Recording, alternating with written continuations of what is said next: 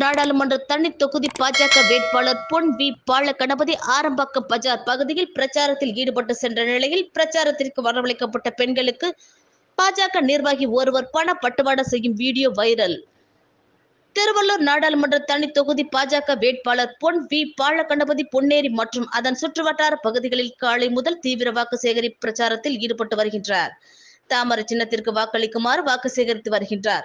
இந்நிலையில் மாலை ஆரம்பாக்கம் அருகே நொச்சிக்குப்பம், பாட்டைக்குப்பம் உள்ளிட்ட மீனவ பகுதிகளில், ஏலாவூர், மாதர்பாக்கம், நாகராஜகண்டிகை, ஆத்துப்பாக்கம் உள்ளிட்ட சுமார் 10ற்கும் மேற்பட்ட பகுதிகளில் திறந்த வாகனத்தில் கூட்டணி கட்சி நிர்வாகிகளுடன் தீவிர வாக்கு சேகரிப்பு பிரச்சாரத்தில் ஈடுபட்டு வந்தார்.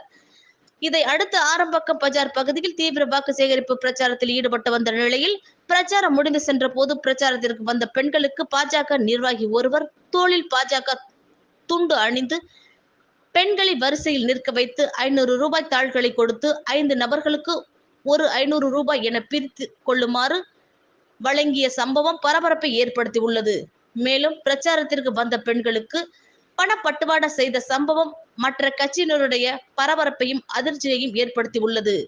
இதுபோன்ற பணப்பட்டுவாடா செய்யும் கட்சிகள் மீது தேர்தல் ஆணையம் உரிய நடவடிக்கை எடுக்க வேண்டும் என கோரிக்கைகளும் அளித்துள்ளனர்.